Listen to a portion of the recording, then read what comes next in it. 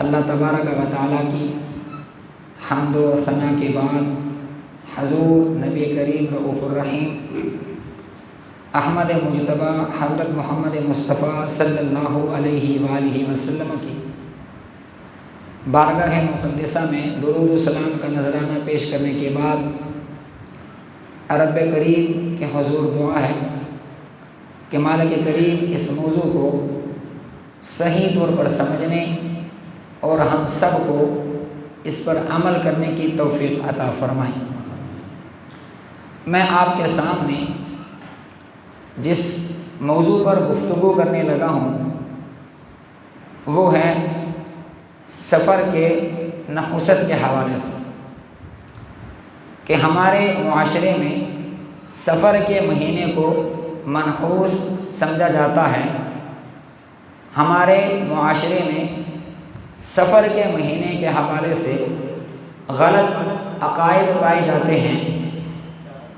اللہ تبارک و تعالیٰ اپنی لاریب کتاب میں ارشاد فرماتا ہے ان عدت الشہور عند اللہ 12 شہرا فی کتاب اللہ یوم خلق السماوات والارض منها 4 حرم ذلك الدین القیم فلا تظلموا فیہن انفسکم وقاتلوا المشرکین کافۃ کما یقاتلونکم کافۃ واعلموا ان اللہ مع المتقین، کہ بے شک مہینوں کی گنتی اللہ تبارک و تعالیٰ کے نزدیک اللہ کی کتاب میں 12 مہینے ہیں، جب سے اللہ نے آسمان و زمین کو بنایا ہے، اور یہی سیدھا دین ہے۔ جس طرح 11 مہینے برکت والے ہیں، اسی طرح سفر المظفر کا مہینہ بھی برکت والا ہے۔ جس مالک کریم نے 11 مہینوں کو برکت والا رحمت والا بنایا ہے، اس اللہ کو کیا ملے گا کہ اس مالک کریم نے ایک مہینے کو منحوس بنایا ہو؟ تو جس طرح باقی 11 مہینے برکت والے ہیں، اسی طرح سفر المظفر کا مہینہ بھی برکت والا ہے۔ اللہ کو کیا ملے گا؟ اللہ اپنی مخلوق سے اس قدر پیار کرتا ہے۔ حدیث پاک کا مفہوم ہے کہ اللہ اپنی مخلوق سے 70 ماہوں سے زیادہ پیار کرتا ہے، تو اس مالک نے ایک مہینے کو ہماری سوچ کے مطابق منحوس کیوں رکھنا تھا؟ اور فرمایا اس آیت کریمہ میں کہ ان میں 4 مہینے حرمت والے ہیں۔ رجب کا مہینہ، ذی قعدہ، ذی الحجہ اور محرم، یہ 4 مہینے زمانہ جاہلیت میں بھی حرمت والے سمجھ جاتے تھے، اور اس زمانے میں وہ لوگ ان مہینوں میں وہ لوگ لڑائیاں جھگڑے ختم کر دیتے تھے اور ہر ایسے معاملے کو چھوڑ دیتے تھے جس سے ان کے معاملات خراب ہوتے۔ رجب میں اس لیے کہ وہ لوگ اس مہینے میں عمرہ کرتے تھے۔ ذی قعدہ، ذی الحجہ اور محرم، یہ 3 مہینے اس لیے حرمت والے تھے کہ ان 3 مہینوں میں حج کے مناسک ادا کیے جاتے ہیں۔ حاجی حج کو جاتے ہیں اور واپس آتے ہیں، تو یہ 3 مہینے اس لیے حرمت والے تھے۔ اسلام ایک ایسا دین ہے کہ انسان کو وہم اور بدشگونی سے نکال کر اللہ تبارک و تعالیٰ کی ذات پر کامل بھروسہ کرنا سکھاتا ہے۔ لا علمی کی وجہ سے، علم نہ ہونے کی وجہ سے لوگ سفر کے مہینے کے بارے میں غلط عقیدہ رکھتے ہیں، کہتے ہیں کہ اس مہینے میں شادی نہیں کرنی چاہیے، نکاح نہیں کرنا چاہیے، تجارت کا آغاز نہیں کرنا چاہیے، نئی دکان نہیں کھولنی چاہیے، سفر پر نہیں جانا چاہیے۔ یہ عقائد ہمارے اندر پائے جاتے ہیں۔ زمانہ جاہلیت میں عربوں کے ہاں سفر کے مہینے کے حوالے سے یہ عقائد پائے جاتے تھے۔ وہ سفر کو منحوس سمجھتے تھے۔ اس مہینے میں وہ لوگ شادی نہیں کرتے تھے، سفر پر نہیں جاتے تھے، نیا مکان نہیں بناتے تھے، الغرض کسی بھی اہم کام کو وہ اس مہینے میں نہیں کرتے تھے۔ حالانکہ یہ عقیدہ قرآن و سنت کے خلاف ہے۔ اسلام آیا تو نبی کریم صلی اللہ علیہ وآلہ وسلم نے اس عقیدے کو جڑ سے ختم فرما دیا۔ حضرت ابو ہریرہ رضی اللہ تعالیٰ عنہ سے روایت ہے کہ نبی کریم صلی اللہ علیہ وآلہ وسلم نے فرمایا، لا عدوى ولا طیرۃ ولا حامہ ولا سفر، کہ کوئی بیماری خود سے متعدی نہیں ہوتی، بدشگونی کی کوئی حقیقت نہیں ہے، اور نہ حامہ کی کوئی حقیقت ہے، اور نہ سفر کی کوئی حقیقت ہے۔ حدیث کا پہلا جملہ کہ کوئی بیماری خود سے متعدی نہیں ہوتی، یعنی نبی علیہ السلام نے ہمیں یہ سمجھایا کہ کسی ایک کی بیماری دوسرے کو نہیں لگ سکتی۔ ایک حدیث پاک کا مفہوم ہے، ایک اعرابی نے سوال کیا کہ اللہ کے رسول صلی اللہ علیہ وآلہ وسلم، میرا ایک اونٹ خارش زدہ ہے، تو کیا میں اس کو باقیوں سے الگ کر لوں؟ تو نبی کریم صلی اللہ علیہ وآلہ وسلم نے فرمایا کہ اس اونٹ کو خارش کہاں سے لگی؟ جس مالک نے اس اونٹ کو خارش میں مبتلا کیا ہے وہ باقی اونٹوں کو بھی خارش سے بچانے کی قدرت رکھتا ہے۔ ایک طرف یہ حدیث ہے، اور دوسری طرف نبی صلی اللہ علیہ وآلہ وسلم نے فرمایا جس علاقے میں طاعون کی بیماری ہو وہاں سے ایسے بھاگو جس طرح شیر سے بھاگا جاتا ہے۔ اور آپ نے ایک حسین تعلیم فرمائی کہ اس علاقے کے رہنے والوں کو باہر نہیں آنا چاہیے اور باہر والوں کو وہاں پر نہیں جانا چاہیے۔ اب دو طرح کی حدیثیں ہیں، دونوں کا آپس میں بظاہر ٹکراؤ آ رہا ہے، حالانکہ حقیقت میں ایسا نہیں ہے۔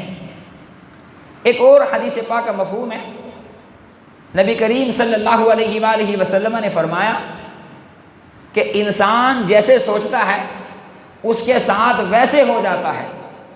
اب یہ دونوں طرح کی حدیثیں ہماری سمجھ میں آ جائیں گی، یعنی اگر کسی کو بیماری ہے اور وہ بندہ بار بار یہ کہتا ہے کہ مجھے یہ بیماری لگ جائے گی، یہ بیماری مجھے لگے گی، تو یقیناً ہو سکتا ہے کہ وہ بیماری اس شخص کو لگ جائے، کیونکہ اس کا عقیدہ پہلے سے خراب ہو گیا ہے۔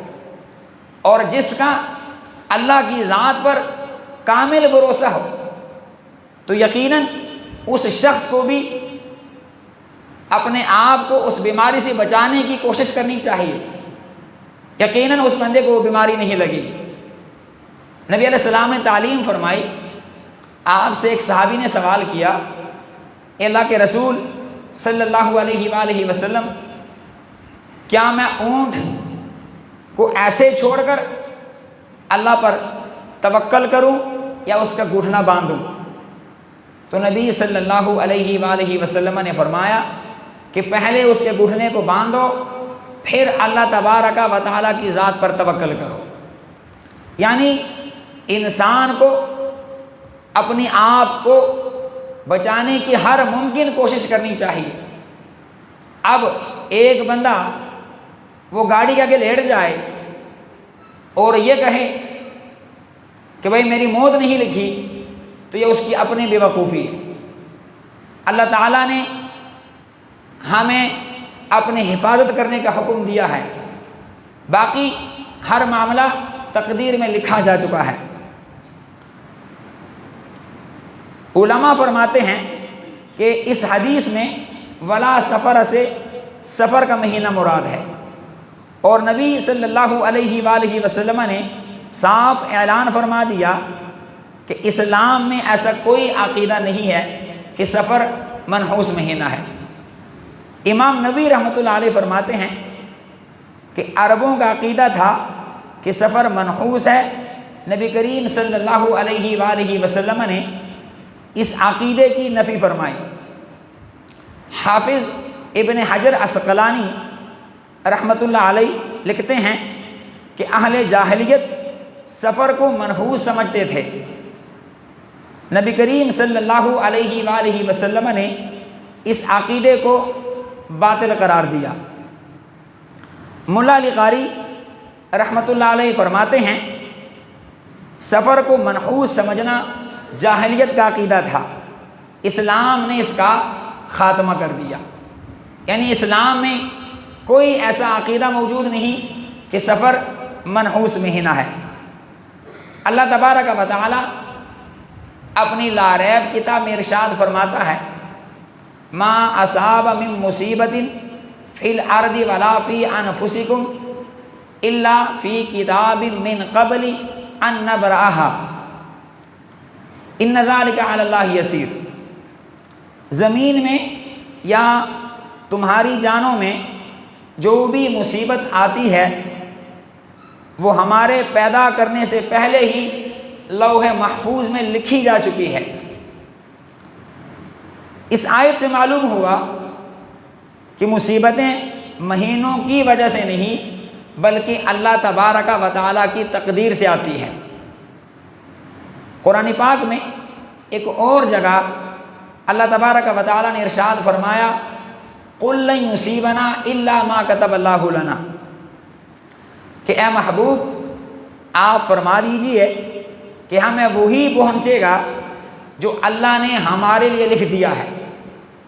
یعنی انسان کے ساتھ جو بھی معاملہ ہوگا وہ اپنے آپ کو تیار کر لے کہ یہ سب کچھ میری تقدیر میں پہلے سے لکھا جا چکا ہے۔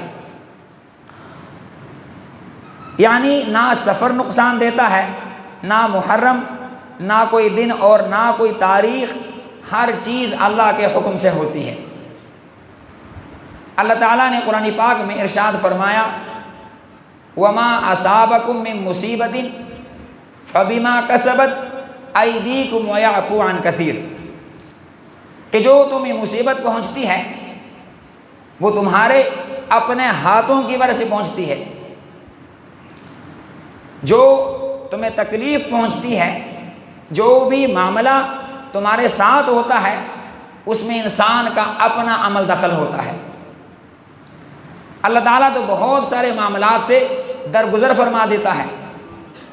اگر آپ نے اس کو سمجھنا ہو، قوم لوط ہلاک ہوئی اپنے گناہوں کی وجہ سے، قوم عاد ہلاک ہوئی اپنے گناہوں کی وجہ سے، قوم ثمود ہلاک ہوئی اپنے گناہوں کی وجہ سے، قوم نوح ہلاک ہوئی اپنے معاملات کی وجہ سے۔ یعنی سابقہ قوموں کے ساتھ جو بھی عذاب کا معاملہ پیش آیا ان میں ان کا اپنا عمل دخل رہا، ان کے اپنے معاملات کی وجہ سے اللہ نے ان کی پکڑ فرمائی۔ اور نبی صلی اللہ علیہ وآلہ وسلم نے فرمایا قوم لوط کے حوالے سے کہ قوم لوط یہ 10 گناہوں میں مشغول تھی۔ قوم لوط 10 گناہ کیا کرتی تھی اور آپ نے فرمایا کہ میری قوم 11 گناہ کرے گی، یعنی قوم لوط کے سارے گناہ ان کے اندر پائے جائیں گے۔ اور آپ نے ایک اور گناہ کا بھی ذکر کیا کہ وہ بھی میری قوم میں پایا جائے گا، اور وہ بھی پایا جاتا ہے۔ لیکن اگر ہم محفوظ ہیں، اللہ تعالیٰ نے ہمیں ایک دفعہ ہلاک نہیں کیا یا ہمارے اوپر یک طرفہ عذاب نازل نہیں ہوتا، تو اس کی وجہ کیا ہے؟ نبی صلی اللہ علیہ وآلہ وسلم نے 3 دعائیں مانگی، ان میں سے ایک دعا یہ بھی تھی کہ اے اللہ میری قوم کو اکٹھا ہلاک نہ فرمانا۔ آپ کی دعا اللہ تعالیٰ نے قبول فرمائی۔ ایک دعا آپ نے یہ بھی اللہ کی بارگاہ میں عرض کی کہ مالک یہ مسلمان آپس میں نہ لڑے، تو اللہ تعالیٰ نے آپ کی یہ دعا قبول نہیں فرمائی، اور آپ نے ایک اور دعا مانگی جو اللہ کی بارگاہ میں قبول ہوئی۔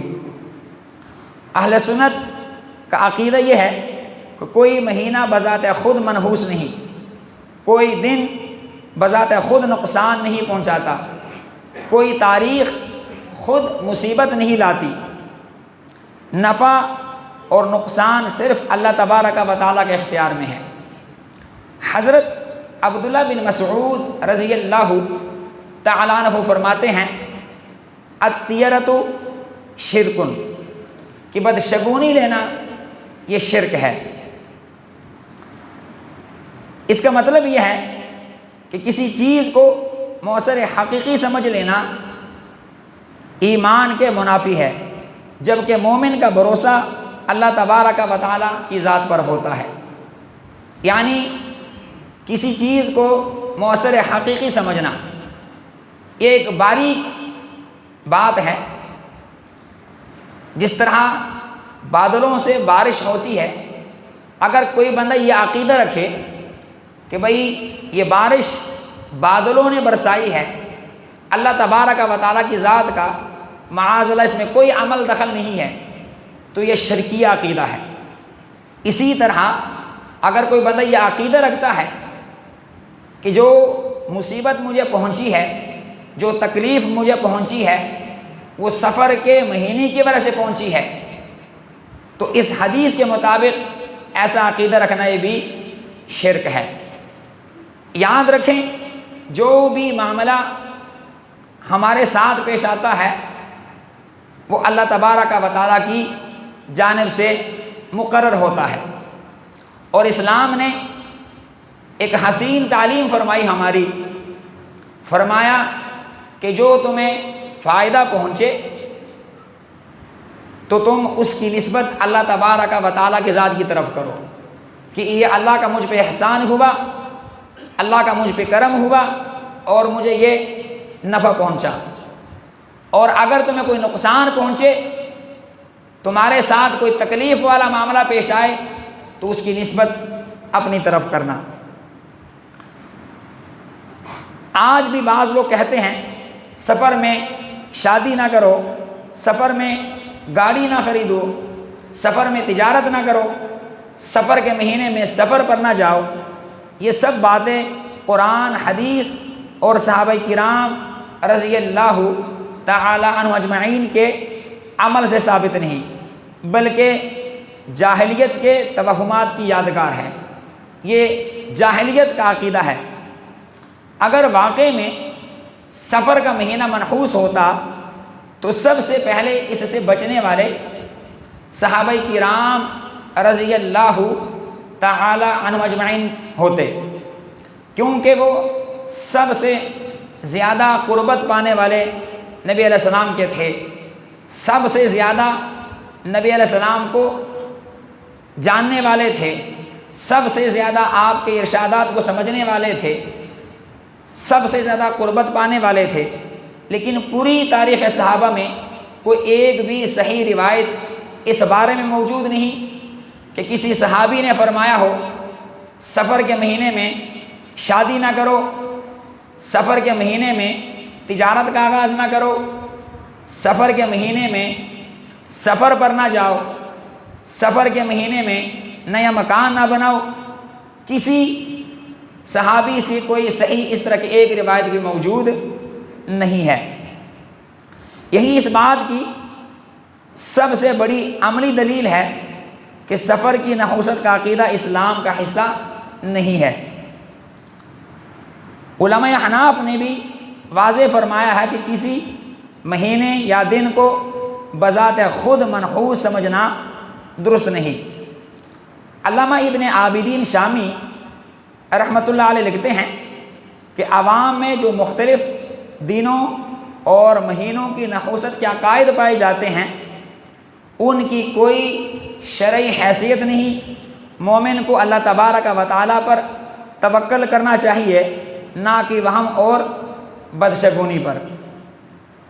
امام طحاوی رحمۃ اللہ علیہ عقیدہ اہل سنت بیان کرتے ہوئے فرماتے ہیں کہ نفع اور نقصان، زندگی و موت، عزت و ذلت سب اللہ تبارک و تعالیٰ کے حکم سے ہے۔ آپ فرماتے ہیں لہٰذا کسی مہینے کو موثر حقیقی سمجھنا یہ عقیدہ توحید کے خلاف ہے۔ اللہ تبارک و تعالیٰ اپنی لا ریب کتاب میں ارشاد فرماتا ہے وَإِلَٰهُكُمْ إِلَٰهٌ وَاحِدٌ لَا إِلَٰهَ إِلَّا هُوَ الرَّحْمَٰنُ الرَّحِيمُ، تمہارا الہ وہ ایک الہ ہے، تمہارا معبود وہ ایک معبود ہے، اس کے سوا کوئی عبادت کے لائق نہیں، وہ رحمان بھی ہے رحیم بھی ہے۔ پھر اللہ نے قرآن میں فرمایا کہ دن کا جانا، رات کا آنا، معاملات کا بدلنا، بادلوں کا بارش برسانا، زمین کا نباتات کو اگانا، یہ سب اللہ تبارک و تعالیٰ کی صفات ہے کہ ان سب کا کرنے والا اللہ تبارک و تعالیٰ کی ذات ہے۔ پھر ہم آیت الکرسی پڑھتے ہیں جو عقیدہ توحید کی ایک بہت بڑی دلیل ہے۔ فرمایا اللہ لا الہ الا ھو الحی القیوم، کہ اللہ کے سوا کوئی عبادت کے لائق نہیں، وہ ہمیشہ قائم و دائم اور زندہ رہنے والا ہے۔ لہو لا تأخذہ سنۃ ولا نوم، نہ اس اللہ کو نیند آتی ہے نہ اونگ آتی ہے۔ لہو ما فی السماوات و ما فی الارض، جو کچھ آسمانوں میں ہے زمین میں ہے سب اللہ تبارک و تعالیٰ کی ملک میں ہے۔ من ذا الذی یشفع عندہ الا باذنہ، کوئی ایک بھی اللہ تعالیٰ کے حکم کے بغیر سفارش نہیں کر سکے گا۔ یعلم ما بین ایدیہم وما خلفہم، جو کچھ ہو چکا ہے جو کچھ ہونے والا ہے سب کچھ اللہ کے علم میں ہے۔ ولا یحیطون بشیء من علمہ الا بما شاء، کوئی بھی چیز، کوئی ایک چیز بھی اللہ کے علم سے باہر نہیں، ہر چیز کا احاطہ اللہ تبارک و تعالیٰ کے علم نے کیا ہوا ہے۔ ولا یحیطون بشیء من علمہ الا بما شاء وسع کرسیہ السماوات والارض، اس کی کرسی زمین و آسمان سے وسیع ہے۔ یاد رکھیں یہاں پر کرسی سے حقیقی کرسی مراد نہیں ہے۔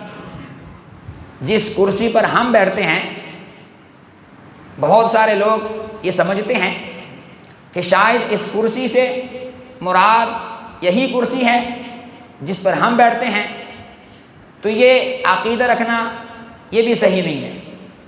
یہاں پر کرسی سے مراد علماء کرام نے بیان کیا یا تو اللہ کا علم مراد ہے یا اللہ کی طاقت مراد ہے، کیونکہ اگر کرسی مراد لیں حقیقی والی تو اس سے اللہ تعالیٰ کے لیے جسم ثابت ہوگا، اور یاد رکھیں کہ اللہ تبارک و تعالیٰ جسم سے پاک ہے، اللہ کے لیے کوئی جسم نہیں ہے۔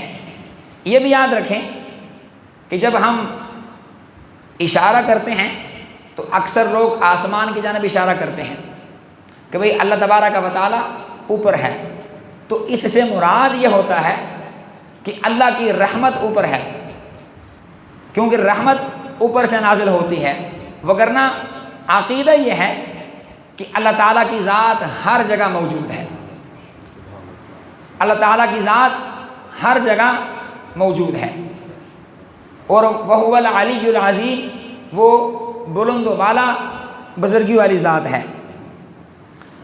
امام ابن رجب حنبلی رحمۃ اللہ علیہ فرماتے ہیں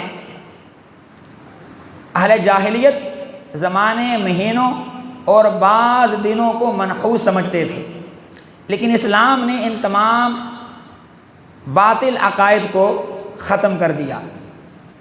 اب سوال یہ پیدا ہوتا ہے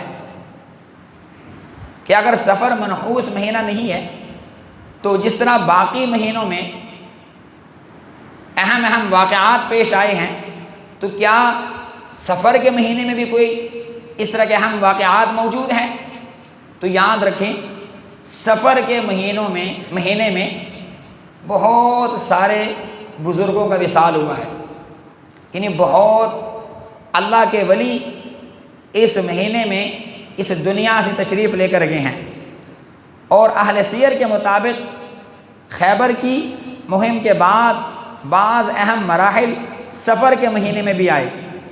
اس سے معلوم ہوا کہ جہاد اور دین کی خدمت کسی مہینے کی نحوست سے وابستہ نہیں۔ اور آپ جانتے ہیں کہ نبی صلی اللہ علیہ وآلہ وسلم کے پاس مختلف عقود آتے تھے، مختلف وفود آتے تھے آپ کے پاس، مختلف گروہ آتے تھے آپ کے پاس۔ اگر واقع میں سفر کا مہینہ منحوس ہوتا تو نبی صلی اللہ علیہ وآلہ وسلم لوگوں سے فرما دیتے کہ بھئی میرے پاس اس مہینے میں نہ آیا کرو، کیونکہ یہ مہینہ منحوس ہے، اگلے مہینے میرے پاس آنا۔ لیکن نبی علیہ السلام سے کوئی اس طرح کی ایک روایت بھی موجود نہیں ہے، اور آپ کے پاس مختلف وفود آتے تھے۔ صحابہ کرام رضی اللہ تعالی عنہ اجمعین نے سفر میں نکاح بھی کیے، سفر بھی کیے اور تجارت بھی کی۔ کسی صحیح روایت میں اس سے اجتناب کا ذکر نہیں ملتا۔ اب آیت کے آخری حصے کو سمجھتے ہیں۔ وَقَاتِلُوا الْمُشْرِكِينَ كَافَّةً كَمَا يُقَاتِلُونَكُمْ كَافَّةً، اور مشرکین سے لڑتے رہو جیسا کہ وہ تم سے ہر وقت لڑتے رہتے ہیں۔